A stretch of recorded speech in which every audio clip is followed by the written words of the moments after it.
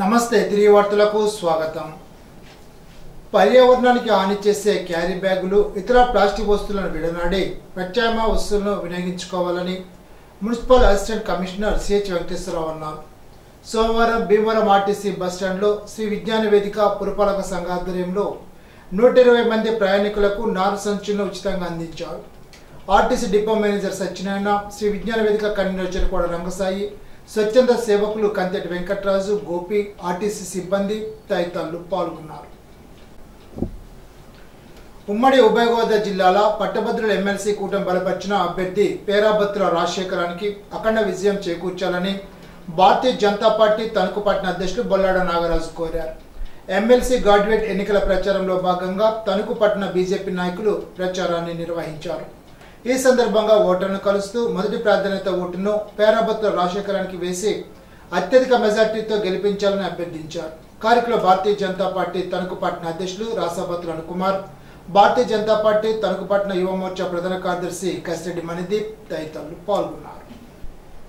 తాడేపల్లిగూడెం నియోజకవర్గంలో ఎమ్మెల్సీ ఎన్నికల దగ్గర పడడంతో ఎమ్మెల్యే బొలిశెట్టి శ్రీనివాస్ ఎమ్మెల్సీ ఎన్నికల ప్రచారంలో దూకుడు పెంచారు. అందులో భాగంగా స్థానిక భాష్యం స్కూల్, జిల్లా పరిషత్ హై స్కూల్లో ప్రచారం నిర్వహించి ఉపాధ్యాయులకు కరపత్రాలు పంపిణీ చేశారు. ఈ సందర్భంగా ఆయన మాట్లాడుతూ గత వైసీపీ ప్రభుత్వంలో ఉపాధ్యాయుల సమస్యలు పరిష్కరించలేదని, కూటమి ప్రభుత్వం గడిచిన 6 నెలల కాలంలో చేసిన అభివృద్ధి దృష్టిలో ఉంచుకొని ఫిబ్రవరి 27వ తారీఖే జరిగే ఎమ్మెల్సీ ఎన్నికల్లో ఎన్డీఏ కూటమి అభ్యర్థి పేరాబత్తుల రాజశేఖరానికి తమ విలువైన మొదటి ప్రాధాన్యత ఓటు వేసి భారీ మెజార్టీతో గెలిపించవలసిందిగా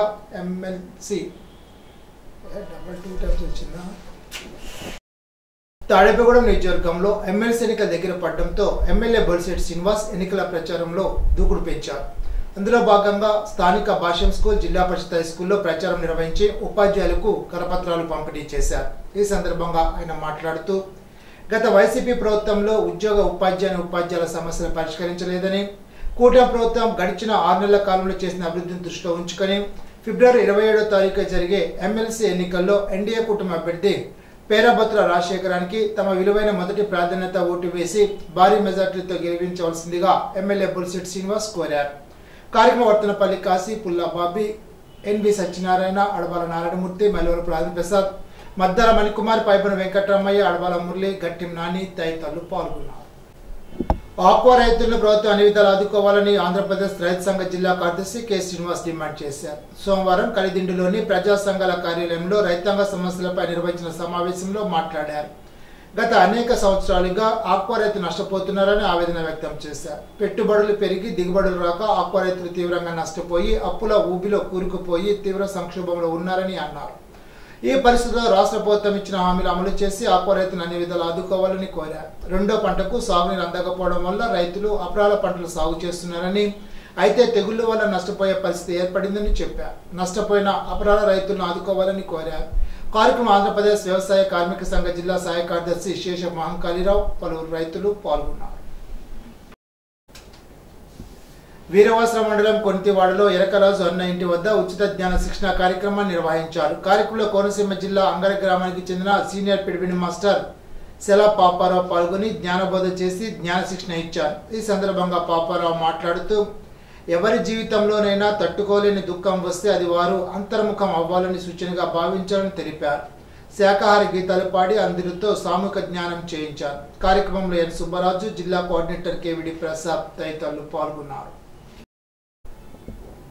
పాలకొల్లు 10వ వార్డుకు చెందిన ప్రశాంత్ అనే వివాహిత మహిళ షుగర్ వ్యాధి వలన కుడికాలు పనిచేయడం లేదని వైద్య సాయం కోసం మంత్రి రామానాయుడిని కలిసింది.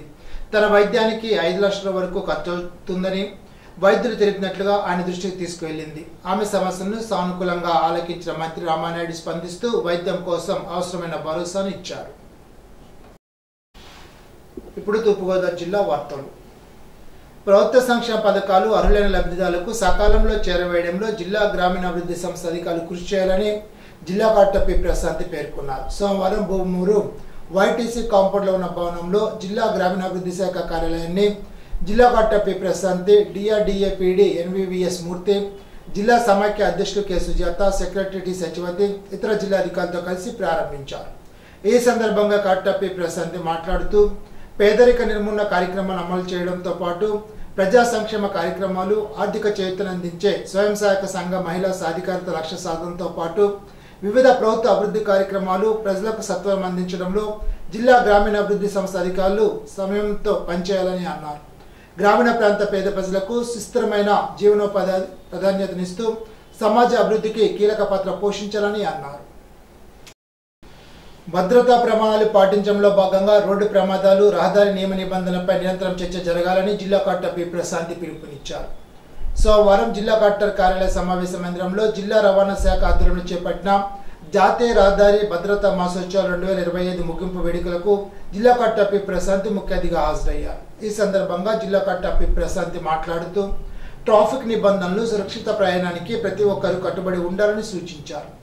తెలిసే అందరం ట్రాఫిక్ నిబంధనలు ఉల్లంఘించే తప్పులు చేస్తామని, అది మనకు ఒక అలవాటుగా మారిందని పేర్కొన్నారు. రాజమండ్రిలోని దివాన్ చెరువు పండ్ల మార్కెట్ గోడౌన్ దగ్ధమైంది. సోమవారం మధ్యాహ్నం గోడౌన్లో అట్టపెట్లకు అంటుకొని యాపిల్స్ పెట్లు భారీ స్థాయిలో తగలబడ్డాయి. స్థానికులు మంటను అదుపు చేసే ప్రయత్నం చేస్తున్నారు. మంట నుండి దట్టమైన పొగలు వ్యాపిస్తున్నాయి. దీంతో జాతీయ రహదారిపై ప్రయాణించే వారు తీవ్ర భయాందోళనకు గురయ్యారు. అగ్నిమాపక సిబ్బంది ఘటనా స్థలానికి చేరుకొని మంటను అదుపు చేయడానికి ప్రయత్నిస్తున్నారు. ఇప్పుడు ఏలూరు జిల్లా వార్తలు. ఏలూరు జిల్లా టీ నరసాపురం మండలంలో మక్కినవారిగూడెం జిల్లా పరిషత్ ఉన్నత పాఠశాలలో ఎన్డీఏ కూటమి నాయకులతో కలిసి పూర్వం శాసనసభ్యులు చిర్రి బాలరాజు ఎమ్మెల్సీ ఎన్నికలకు సంబంధించి ఉపాధ్యాయులతో మాట్లాడుతూ ప్రస్తుత గవర్నమెంట్ సీఎం నారా చంద్రబాబు నాయుడు విజన్తో ఎంత చక్కగా అభివృద్ధి చెందుతుందో చూస్తున్నారని, ప్రభుత్వం వచ్చిన 6 మాసాల్లో డిఎస్సి జాబ్స్ తీసిన ఘనత ఎన్డీఏ కూటమి ప్రభుత్వందేనని, గత ప్రభుత్వం ఉపాధ్యాయులను ఎంత ఇబ్బంది పెట్టిందో చూశారని, కాబట్టి ఇదే మనకు మంచి అవకాశంగా భావించి కూటమి అభ్యర్థి పేరాబత్తుల రాజశేఖరానికి భారీ మెజార్టీతో గెలిపించాలని కోరారు. ఈనాటి బంగారు మాట. గెలవకపోవడం ఓటమి కాదు, మళ్ళీ ప్రయత్నించకపోవడమే ఓటమి. విలియమ్స్. ఈ వార్తలు ఇంతటితో సమాప్తం. తిరిగి బిజినెస్ లో కలుసుకుందాం. అంతవరకు సెలవు. నమస్కారం.